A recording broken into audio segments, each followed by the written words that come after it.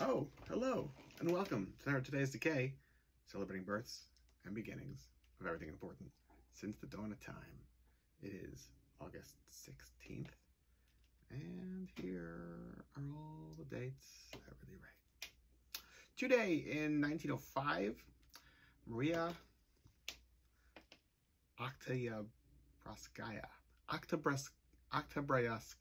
was born. I'm gonna stick with it. Not going to project self-doubt. No. You're just gonna hear my inner monologue about it. Anyway, yeah, who is she? Her husband died in World War II. They were Russian. And she sold all of her worldly possessions and wrote to Stalin and said, I've got some amount of money. I'm determined to come and fight the Nazis for revenge on my husband. So she wound up with this tank that she dubbed, oh man, I'm gonna do this story wrong. Something like Tank Fighting Boyfriend was like the name of her tank that she christened, and like killed all sorts of Nazis at a time when I don't think there was the Night Witches, which she wasn't exactly one of, but I think she's like adjacent to, which were also really extreme Russian fighters, women fighting and successfully killing quite a lot of Nazis. I don't think there's anywhere else during World War II that women saw combat. You have WASPs, women air service pilots in America, that just flew and coordinated aircraft within America, but they were never actually seeing active combat. But in this case, Maria killed like a comical amount of Nazis, and there's even points where like her tank breaks down and she gets out and in the middle of a fight and is able to fix the tank, kill even more people, Nazis, the bad guys, and keep going. And why this isn't like a movie, I don't know. It doesn't even need to be a movie, but it needs to be known that this story is out there. I mean, there's a whole bunch of other really great Night Witch stories, all of which that need much more attention. Shouldn't connect. Needs to be a movie with attention, right?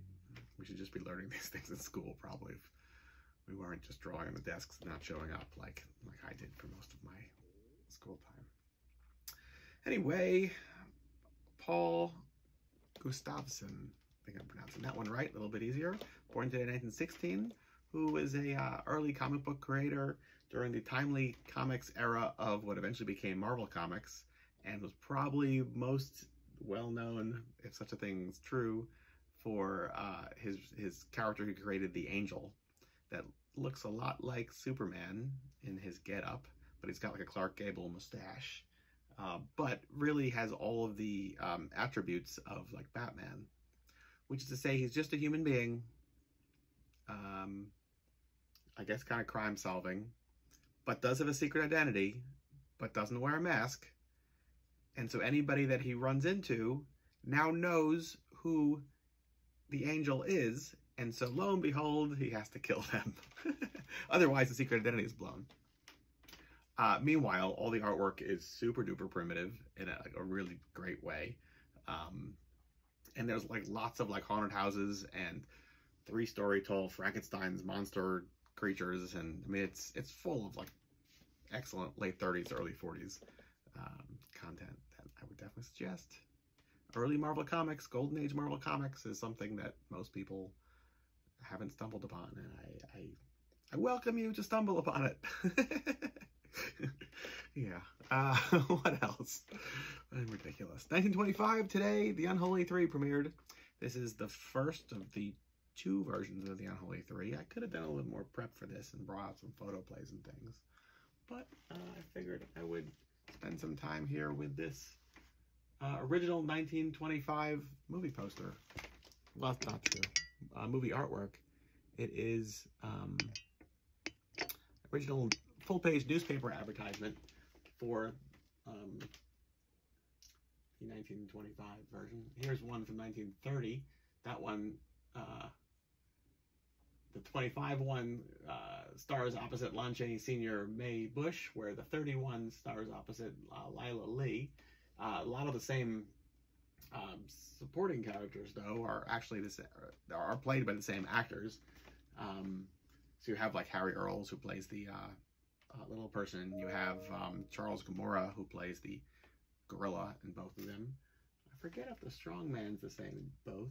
Either way, Todd Browning directed the Unholy Three 1925 one. He's in the process of drying out for the 31, so he's not the director. Todd Robbins, not the one yesterday who celebrated his birthday with 2 Ds, but the one that celebrates his birthday with 1 D, was the writer for the Unholy Three, as well as he was the writer for Freaks, Silent, White, and Beautiful, Who Wants a Green Bottle, a bunch of others. I mean, he's a great weird fiction writer from like World War I era, I guess you could say. Yeah, anyway, and this is exactly that, weird fiction. Hard to put your finger on. Is it horror? Is it supernatural? It's just strange. Yeah. Anyway, great stuff. Love it. Julie Newmar, born today in 1933. All sorts of wonderful stuff she's known for, obviously. Catwoman being just one piece, but I had this conversation earlier about like, is it okay to remake something, and like what about somebody who's iconic in a role? Like, have they like owned it and therefore you can't do it anymore? But that's not true, because you have lots of other great iconic Catwomen who have, those actresses have made it their own. Be it Eartha Kitt, Nicole Kidman, and many more to come in the future, right? Yeah, I think so. But that's not to say Julie Newmar ain't wonderful, because she is. Stranger on the Third Floor, premiered today in 1940. That's a really fun film noir starring Peter Lorre in one of his more ominous roles. That doesn't get that much screen time, but it's still a ton of fun. Yeah, Scott Ashton of the Stooges, born today in 1949. I have been quite obsessed with the Alice Cooper Band of recent, and one of the things that just keeps kind of sticking in my mind is that I feel like, you know, all right, they were in their cocoon stage or larva stage while playing in like the West Coast, Los Angeles area, and then when they really moved to Michigan, and like we're seeing stuff like the MC5 and the Stooges, that's really when like everything solidified for the Alice Cooper Band, and the idea that Alice Cooper could see Iggy Pop in his prime and be like, wonderful, I'm gonna do my own version in my own way. That's, I mean, I'm 100% projecting here, filling in my own pieces, but it just speaks to how strong a performer Alice Cooper actually is, that he had the willpower and the ability to actually do just that, because Iggy is just Iggy, right? Yeah, I don't know. It's just my thoughts.